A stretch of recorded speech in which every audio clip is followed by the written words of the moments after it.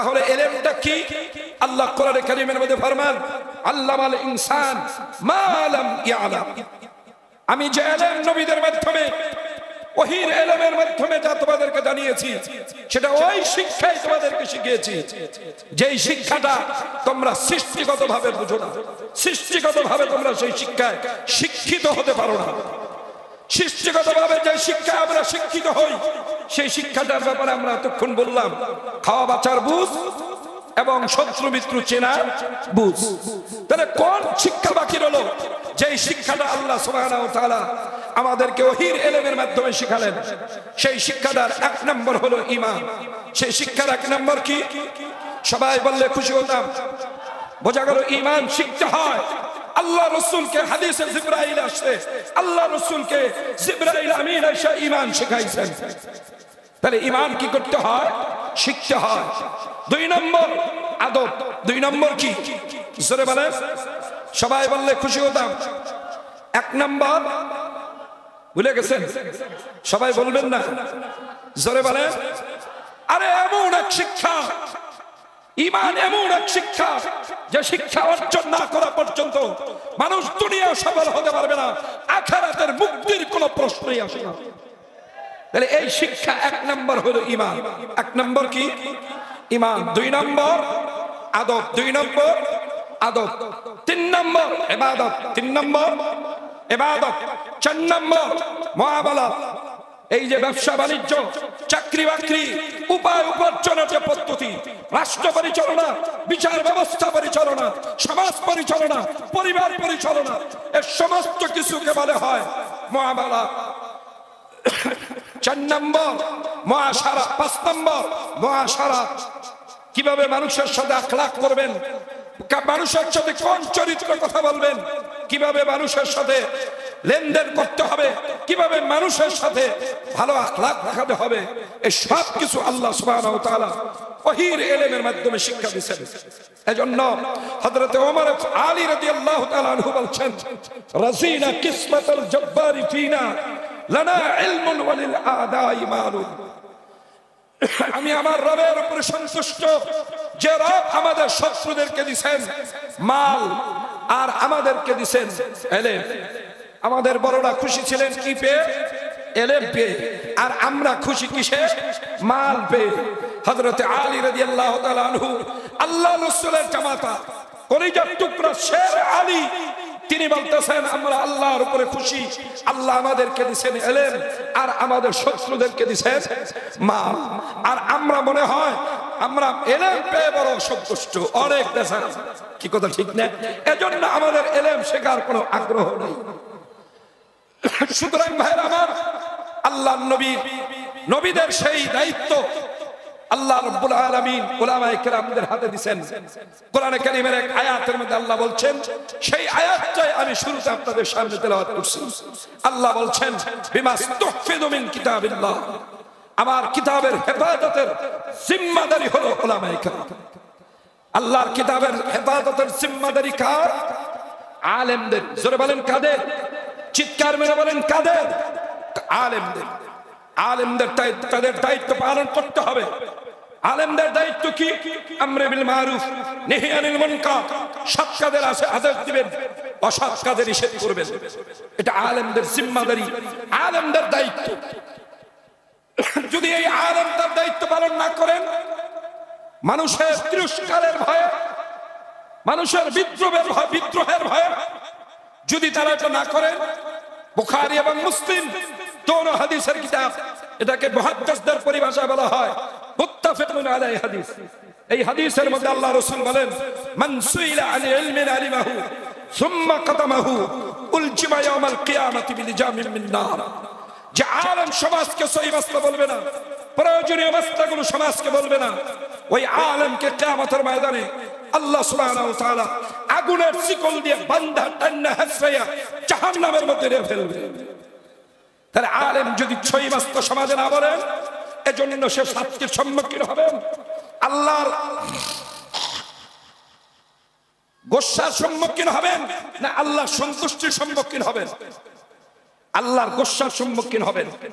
আলেমরা যে লাঠিগোতা খাওয়ার পরেও আপনাদের কাছে এরকম বলেন এটার কারণ কি? এই নিজেরা জাহান্নাম থেকে বাঁচার জন্য। অনেকে ভাবেন আলেম ওলামারা তারা আমাদেরকে বলবে কেন, কেন তাদের মাথায় এত পাগড়ি ঠেকে গেল, তারা কেন বলে, তাদের কি প্রয়োজন? আরে শোনো, তারা নিজেরা বাঁচার জন্য তোমাদেরকে বলে, তারা তোমাদেরকে বাঁচাবার জন্য, নিজেরা বাঁচার জন্য তোমাদেরকে বলে যে তোমরা বাঁচো। যদি এই কথাটা আলেমরা বলে তাহলে আল্লাহ সুবহানাহু ওয়া তাআলা ওই আলেমকে আগুনের শিকল দিয়ে বান্দা টান্না হাসরায়া জাহান্নামের মধ্যে নিয়ে ফেলবে। আবার এই কথাও আল্লাহ রাসূল বলছেন, কোন আলেম যদি সমাজে মিথ্যা মাসলা বলে, নবী বলেন নাই এমন কোন হাদিস যদি কোন আলেম বলে নবীর রেফারেন্স দিয়ে, তাহলে আলেমের জিহ্বা কিয়ামতের ময়দানে আল্লাহ টান দিয়ে বের করে মাথার উপর দিয়ে নিয়ে পিঠের মধ্যে প্রাক মেরে দিবেন। তাহলে বোঝা গেল আলেমের দায়িত্ব কত বড় কঠিন। না বললেও শাস্তি, মিথ্যা বললেও শাস্তি, ঠিক না বে ঠিক? এজন্য উলামায়ে কেরাম আপনাদের কাছে বলেন, কি বলেন? সংক্ষেপে আমি একটা আয়াত আপনাদের সামনে তেলাওয়াত করতে চাই, যেটা আল্লাহ সুবহানাহু ওয়া তাআলা সতর্ক করে সূরা ইউনূসের মধ্যে আল্লাহ সুবহানাহু ওয়া তাআলা বলেন, ওয়ালাকাদ আহলাকনাল কুরুনা মিন ক্বাবলিকুম লাম্মা যালামু। শোনো, তোমাদের আগে আমি অনেক জাতিকে ধ্বংস করে দিয়েছি। কেন ধ্বংস করেছি? তারা জুলুম করার কারণে। অনেক সম্প্রদায়কে আমি ধ্বংস করেছি জুলুম করার অপরাধে। আমি তাদের কাছে নবী পাঠিয়েছি, কিন্তু তারা নবীদের কথা মানেন নাই, তারা আল্লাহর নবীদের কথা শুনেন নাই, তারা শুধু জুলুম করে গেছে। এখন জুলুমটা কি? জুলুম শুধু হাসিনা আর খালেদা করলেই জুলুম, আর কোন জুলুম নাই? কথা বলে না। আমাদের অবস্থা হয়েছে আওয়ামী লীগের বিরুদ্ধে বললে স্লোগান, বিএনপির বিরুদ্ধে বললে স্লোগান। দুর্ভাগ্য, আমাদের নিজেদের বিরুদ্ধে বললে আমরা তখন ওই কই মাছের মতো কাঞ্চা ভাষায় ভাষায় আস্তে আস্তে থেকে সরে যাই। জুলুম যে আমরা করি এটা বুঝি না। আপনি চাকরি করেন, সরকার বেতন দেয়, এরপরে ঘুষ খান, এটা জুলুম। আপনি মানুষকে ঠকিয়ে 100 টাকা দিয়ে 1 লাখ টাকা দিয়ে মানুষের থেকে সুদে টাকা নেন, এটা জুলুম। মালে বাদাল দেন, ওজনে কম দেন, এটা জুলুম। মিথ্যা বলেন, কিনছেন 1 টাকা দিয়ে, বলেন 10 টাকা আবার অর্থ পড়ছে, এইভাবে যে বিক্রি করেন, এটা জুলুম। এই জুলুম আমরা করি। আপনি ভাইবেন না শুধু হাসিনা খালেদার জুলুমের জন্য আল্লাহর কাছে ধরাশায়ী হবে, এমন ভাবে বসে থাকেন না। জুলুম ছোট হোক আর বড় হোক, জালেম ছোট হোক আর বড় হোক, প্রত্যেকেই আল্লাহর কাছে ধরাশায়ী হতে হবে। আল্লাহ পরিষ্কার বলছেন, তোমাদের আগে অনেক জাতিকে আমি ধ্বংস করেছি, নবীদের পাঠিয়েছি, তাদেরকে সতর্ক করছি, ঘুষ খায়ও না, সুদ খায়ও না, অন্যায় করো না, জুলুম করো না। উল্টো তারা নবীদেরকে হত্যা করেছে, নবীদের উপরে জুলুম করেছেন, স্টিম রুলার নবীদের উপরে চালিয়েছেন, যারা দাওয়াত দিয়েছেন তাদেরকে জেলে দিয়েছেন, জুলুম করেছেন। এজন্য আমি আল্লাহ তাদেরকে ধ্বংস করে দিয়েছি। এরপরের আয়াতে আল্লাহ বলেন, ওয়াজাআতহুম, এরপরের আয়াতটা কি হুজুর বলে রাখবেন, আমি হাফেজ না। ওয়ালাউ আন্না আহলাল কুরা আমানু ওয়াত্তাকু,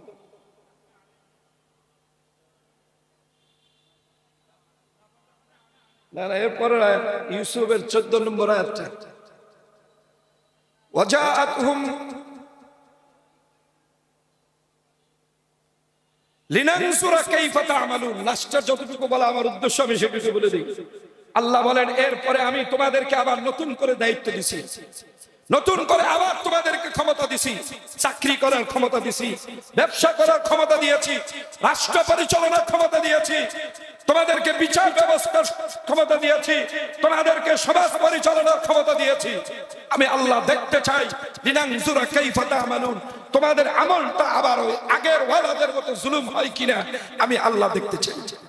সুতরাং ভাইরা আমার, দুর্ভাগ্য আমাদের ছোট বড় আমাদের দেশে যত জালেমরা আছে, তারা পূর্ববর্তী জালেমদের থেকে শিক্ষা গ্রহণ কেউ করে না, কেউ করে না।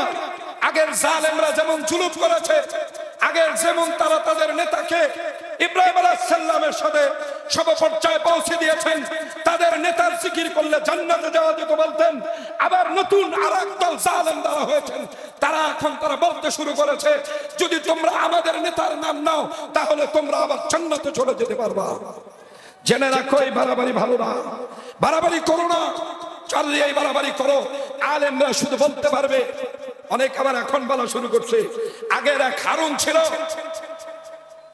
পুলিশের পোশাক পরা হারুন ছিল, ওই হারুন ভাতের হোটেল দিয়ে নিয়েছিল, সারা জাতি তাকে ভাতের হোটেল ওলা হারুন চিনে। এখন আবার নতুন হারুন সৃষ্টি হয়েছে, যিনি আবার মদের দোকান দিয়েছেন। তিনি বলেন আলেমরা ওয়াজ করে তারা মানে না, যারা ধার্মিক তারা ধর্ম মানে না। তো তুমি মদের, যারা মদ খায়, যারা মদের দোকান দেয়, তারা নাকি মদ খায় না, তাহলে তুমি কি করে জানলা? অবশ্যই জানো, এই জন্যই যে তুমি একজন মদের দোকানদার, এজন্যই তুমি জানো। খোদার কসম জেনে রাখো, আল্লাহ বলতেছেন লিনানজুর কাইফা তা'মালুন, আমি আবার তোমাকে দেখতে চাই তুমি আবার কত বড় জালেম হও। জেনে রাখো, আগের দল তো দিনের বেলা পালিয়ে গেছে, তোমাদেরকে এদেশের জাতি আল্লাহ দেশের নিরহ জনগণ দিয়ে জুতা পিটা করে দূর করবে দেশ থেকে।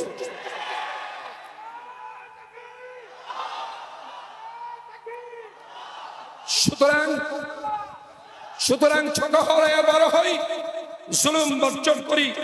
আল্লাহ আমাদেরকে এই জুলুম বর্জন করার তৌফিক দান করেন। আলেমদের দায়িত্ব, আলেমরা আপনাদের মুখের দিকে তাকিয়ে কথা বলবে না। যে আলেম মুখের দিকে তাকিয়ে না কথা বলে, সেই আলেমই হলো প্রকৃত আলেম।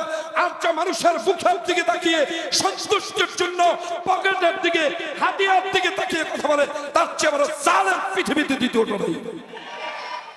এই শিক্ষা আমাদেরকে দিয়ে গেছেন সদস্য হুজুর রহমতুল্লাহ আলাইহি, আমাদেরকে শিক্ষা দিয়ে গেছেন হাফিজ হুজুর রহমতুল্লাহ আলাইহি, এই শিক্ষা দিয়ে গেছেন পীর হুজুর রহমতুল্লাহ আলাইহি, এই শিক্ষা দিয়ে গেছেন শাইখুল হাদিস আল্লামা আজিজুল হাসান রহমতুল্লাহ আলাইহি।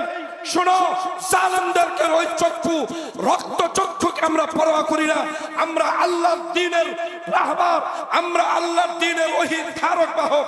আমরা বলেই যাব, তোমার রাগ আর সন্তুষ্টিতে আমাদের কিচ্ছু অসুবিধা হয় না। এরপরেও আমি সহজভাবে একটা কথা বলবো, শোনেন। এই যে হাতি খেলা দেখাতে আনেন, এই হাতি বড় নিরহ মনে হয়, ওকে পিটাচ্ছে, ওর মাহুদ ওকে যে পালে সে মারতেছে, বসার জন্য মারতেছে, দাঁড়াবার জন্য মারতেছে, খেলা দেখাবার জন্য মারতেছে, হাজারো পিটায়, হাজারো মারে। ওর মালিককে কিছু বলে না, ও কিচ্ছু বলে না ওর মালিককে। কিন্তু আপনি এই পালা হাতিটাকেই তার সামনে তার বাচ্চার গায়ে হাত দিয়ে দেখেন, ওই এলাকাটাকে তছনছ করে দেয়। মনে রাখবেন, আল্লাহর পালা মেহমান হলো এই পৃথিবীর সবচেয়ে বড় মেহমান হলো উলামায়ে কেরাম। এই উলামায়ে কেরাম আল্লাহর মেহমান। যদি আলেমদের কণ্ঠরোধ করেন, কথা বলতে না দেন, আবার আগের দলদের মতো মঞ্চ দখল করে রাখেন, ওয়াজ করতে আসবে আলেমরা, আর আপনারা এসে এখানে মঞ্চ দখল করে নিজেদের গণতন্ত্রের প্রশংসা করবেন, খোদার কসম আমার আল্লাহ এমন লানত দিবেন, ওই হাতি যেমন তার বাচ্চার গায়ে হাত দিলে যেমন আল্লাহ হাতি অসন্তুষ্ট হয়, আল্লাহ আলেমদের মজলিসে উলামাদের সাথে যদি কেউ বেয়াদবি করে, আল্লাহ এর চেয়ে লক্ষ গুণ বেশি অসন্তুষ্ট হয়। ওই অসন্তুষ্টের মোকাবেলা করার শক্তি আপনাদের নাই। তাকিয়ে দেখেন আমেরিকার দিকে, আমেরিকারই নাই যে আমেরিকা নাকি এই পৃথিবীকে 5 বার ধ্বংস করার শক্তি রাখে। আল্লাহ চোখে আঙ্গুল দিয়ে দেখালেন, দেখো তোমরা যাকে পরাশক্তি বলো, তাকিয়ে দেখো সে আমার শক্তির সাথে যখন বড়াই করেছে এবং মানুষকে উপরে জুলুম করছে, আমি আল্লাহ তখন ওই জাতিকে শুধু সামান্য একটা আগুন দিয়ে জ্বালিয়ে দিচ্ছি। এমন আগুন, একটু তাকিয়ে দেখেন, এত আধুনিক, এত বড় সমরাস্ত্র অধিকারী, তাকিয়ে দেখেন সকলের দৃষ্টি চোখের সামনে কিভাবে সবচেয়ে বড়, সবচেয়ে উন্নত যে প্রদেশ, তাদের উন্নত মহাদেশ যেটি, সেই দুইটাই পুরে পুরে ছাই হয়ে যাচ্ছে। যিনি মালিক এই পৃথিবীর, তিনি কে? জোরে জবান ছেড়ে বলেন কে? আমরা কার বান্দা? আমেরিকা, ইউরোপের, ভারতের কার দালাল নই, আমরা একজনের দালাল, তিনি কে? আর আল্লাহ বলছেন, শোনো, যে বান্দারা আমি আল্লাহকে ভয় করবে, আমি আল্লাহর দালালি করবে, জেনে রাখো আমি আল্লাহ তাদের জন্য আমার আসমান এবং জমিনের মধ্যে যত বরকতের রাস্তা আছে, আমি বরকতের সব দরজাগুলো তাদের জন্য খুলে দিব। ولقد أهلكنا القرون من قبلكم ولو أن أهل القرى আমানু ওয়াত্তাকু লাফাতাহনা আলাইহিম বারাকাতিম মিনাস সামাই ওয়াল আরদ, যাদের মধ্যে ঈমান থাকবে আর আল্লাহকে ভয় করবে, আমি আল্লাহ তাদের কারো উপরে নির্ভরশীল করে রাখবো না। আমি আল্লাহ তাদের জন্য আসমান আর জমিনের যত বরকতের দুয়ার আছে আমি তাদের জন্য খুলে দেব। এই আসমান আর জমিনের মালিক কে? চিৎকার মেরে বলুন কে? শাহাদাত আঙ্গুল উঁচু করে বলুন কে? তাহলে আমরা গোলাম হলাম কার? গোলামি করব কার? আওয়ামী লীগে, বিএনপি, গণতন্ত্রে, সমাজতন্ত্রে, রাজতন্ত্রে আমরা একজনের গোলামি করব, তিনি হলেন কে? আর সেই গোলামির জিঞ্জির যেটা, সেটার নাম হলো ইসলাম। সেই ইসলামকেই গলার মধ্যে জিঞ্জির লাগাবো। কারা কারা রাজি? আল্লাহু আকবার। আল্লাহ আমাদের সবাইকে কবুল ও মঞ্জুর করেন। ওমা আলাইনা ইল্লাল বালাগ। আসসালামু আলাইকুম ওয়া রাহমাতুল্লাহ।